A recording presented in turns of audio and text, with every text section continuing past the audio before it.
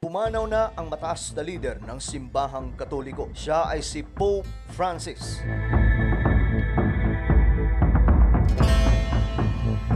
Sa kanyang huling paglantad sa publiko doon sa Vatican, makikita sa kanyang itsura ang hindi na po kaaya-ayang kalagayan na mukhang sapilitan na lamang pong inilantad sa publiko bago ang kanyang pagpanaw. Ano ba talaga ang tunay na nangyari?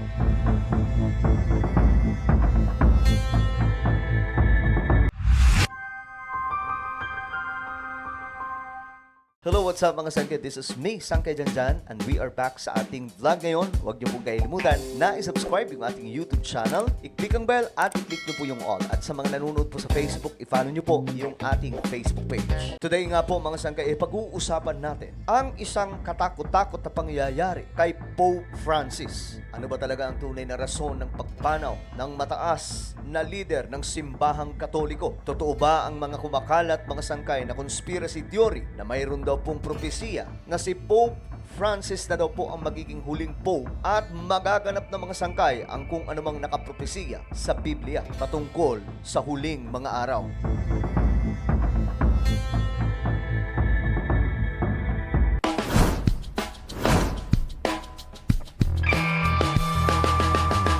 Ang Roman Catholic Church na pagtuturo patungkol sa Pope na ang ibig sabihin ay Father ay sinasabi mga sangkay na ito daw po ay katuruan mula kay Jesus Christ. At ang kanilang pinaninindigan mga sangkay na pinakauna daw pong Pope ay si Apostle Peter. Si Pedro mga sangkay. Ngunit kung pag-aaralan po natin sa Biblia kung si Pedro talaga ang naunang Pope, bakit hindi nila sinunod ang katuruan na inihayag ni Apostle Peter? Kagaya na lamang po ng sinasabi mga sangkay sa Acts chapter 2 verse 38. Then Peter said unto them, Repent and be baptized every one of you in the name of Jesus Christ for the remission of sins, and ye shall receive the gift of the Holy Ghost. Ang bagay na ito mga sangkay o isang proseso ng kaligtasan ng isang tao ay never pong ginawa ng simbahang Katoliko. Ang katuruang ito ay mismong galing kay Apostle Peter na sinasabi mga sangkay sa Matthew chapter 16 na you are Peter, and on this rock I will build my church, and the gates of hell shall not prevail against it. At ayon sa Biblia, binigay sa kanya ang susi ng kaharian ng Diyos o matatawag na Kingdom of Heaven. Ayon po sa Matthew chapter 16 verse 19, I will give you the keys of the Kingdom of Heaven, and whatever you bind on earth shall be bound in heaven, and whatever you loose on earth shall be loosed in heaven. Ganyan po katatag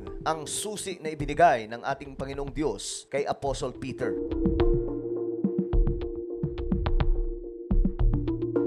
Subalit, makikita po natin na hindi po ito ginawa ng Roman Catholic. Isa sa mga wala sa Biblia mga sangkay, lalong-lalo na po sa New Testament, na katuruan nila mga sangkay, ay ang pagbabautismo sa isang bata. Wala pong nakasulat sa Biblia mga sangkay na gawin ito.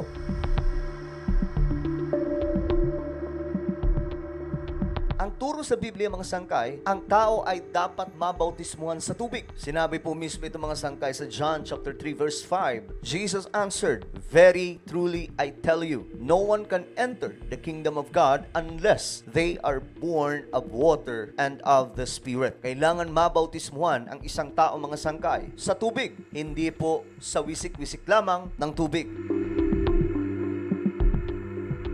At mababasa po natin sa New Testament ang napakarami o libo-libong mga tao, mga sangkay na nabautismuhan. At ito ay hindi ginawa mga sangkay simula pa noon ng Roman Catholic.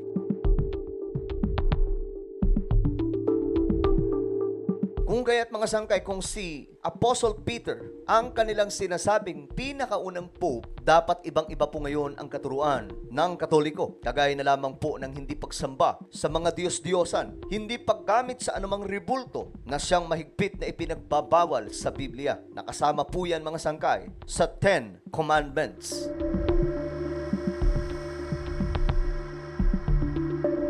Si Pope Francis, mga sangkay, ay isa lamang sa napakaraming mga Pope ng Romano Katoliko na simbahan. Siya ay sumampa sa pinakamataas at espiritual na opisina ng Katoliko noong 2013 hanggang 2025. Ganyang kahaba mga sangkay ang termino ni Pope Francis. Isa sa pinakasikat noon mga sangkay na Pope ay si Pope John Paul II na siyang namuno sa Roman Catholic mula 1978 hanggang 2005. Ang Katoliko mga sangkay ay patuloy na nagtuturo tungkol sa pagrespeto sa isang Pope na nakaupo sa kanilang simbahan o sa kanilang relihiyon mga sangkay, pandaigdigan. At ayon po sa kanilang katuruan, ang sino man mga sangkay na hindi susunod o lalabag mga sangkay o mawawalan ng respeto ay mapupunta mga sangkay sa dagat-dagatang apoy o sa impyerno o tinatawag po ito mga sangkay anathema upon those who reject the authority of the Pope. Kung kaya't mga sangkay, mapapansin po natin na ang impluwensya ng pinakamataas na leader ng Roman Catholic ay napakatindi. Kapag lumabas po sila sa kanilang opisina, ay talagang sinusundan ng napakaraming tao dahil ito mga sangkay ay may kabanalan, di umano. Ang mga miyembro ng simbahang Katoliko mga sangkay ay talagang matindi ang paggalang sa kung sino man ang pinakamataas na nakaupo sa kanilang simbahan. Kaya't makikita po natin sa mga video mga sangkay na kahit saan magpunta, si Pope Francis ay sinusundan po siya ng napakaraming tao. Sinasalubong mga sangkay at binibigyan po ng pinakamataas na parangal at paggalang. Ngunit dito lamang mga sangkay nagkaroon ng isang nakakalungkot na announcement. Ang simbahang Katoliko, ang pinakamataas na leader nila na si Pope Francis ay pumanaw na at kinumpirma ito mga sangkay ng Vatican. Kitang-kita din po mga sangkay ang ataol o kabaong na kinalalagyan ng respetadong si Pope Francis doon sa Vatican mga sangkay. Ayon po sa balita, nagmeeting daw po ang mga cardinals para po pagplanuhan mga sangkay ang funeral service na iaalay mga sangkay kay Pope Francis. Ang update na ito mga sangkay ay nangyari nung i-release ang mga larawan ni Pope Francis na nasa loob na po mga sangkay ng casket. Si Pope Francis mga sangkay ay pumanaw sa edad na 88 at ang pinakadahilan mga sangkay kung bakit po siya sumakabilang buhay ay ang stroke na humantong mga sangkay sa pagkakakoma ni Pope.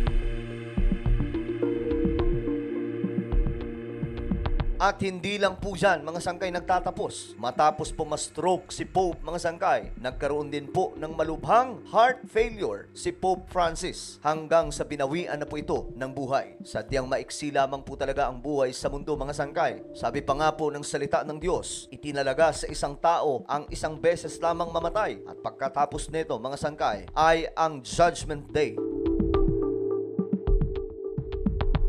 Bago pumanaw si Pope Francis, mga sangkay, siya po ay na-hospital for several weeks nitong Pebrero lamang after suffering from double pneumonia. At pagkatapos noon mga sangkay, medyo naging okay na. Ayon po sa pronouncement ng Vatican, buong mundo ay nagdiwang mga sangkay dahil po okay na raw ang Pope ng simbahang Katoliko. Bumalik siya sa Vatican in mid-March para po mag-recover. At bago po siya pumanaw mga sangkay, nangyari po muna ang pinakahuling appearance ni Pope Francis. At dito medyo nakakakilabot mga sangkay kung titingnan ang itsura ng Pope. Makikita mga sangkay sa video na siya ay papalabas sa isang balcony habang nakaupo at inaalalayan sa Vatican. Sa pagkakataong yun mga sangkay, ang lahat ay naghihintay, nag-aabang sa kanya. Subalit makikita po ninyo mga sangkay ang kanyang hitsura. Ang kaawa-awang kalagayan ni Pope Francis na nahihirapan na. Mismo ang kanyang mata mga sangkay. Makikita ninyo na tila baga gusto niyang pumikit na lamang at matulog. Hirap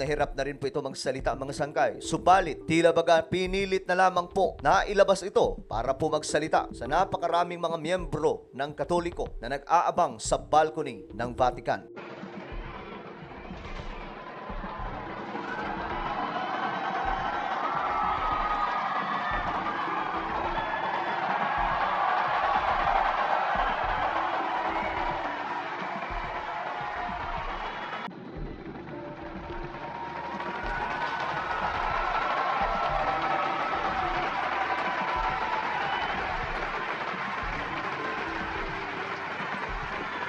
Cari fratelli e sorelle, buona Pasqua.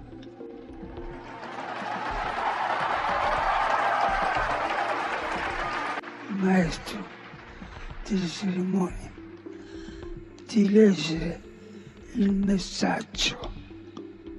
Omnipotente Deus, Pater, et Filius, et Spiritus Sancti.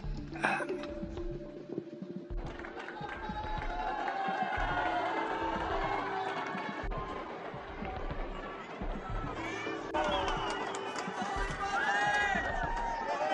Cari fratelli e sorelle, buona Pasqua. So kitang-kita sa video mga sangkay na hirap na po ang Pope sa bawat galaw, maging sa kanyang paningin sa paligid. Ngunit pinipilit po niya mga sangkay na humarap sa napakaraming mga tao. Pinilit niya pong itaas ang kanyang kamay para kumaway. Pinilit niya pong ibuka ang kanyang mga mata para lamang po tingnan ang napakaraming tao mga sangkay na siyang nag-aabang sa kanya. At pagkatapos ng Easter Sunday, ang huli niya pong appearance, ipinalita na lamang po mga sangkay sa sumunod na araw na pumanaw na po ang pinakamataas na leader ng simbahang Katoliko.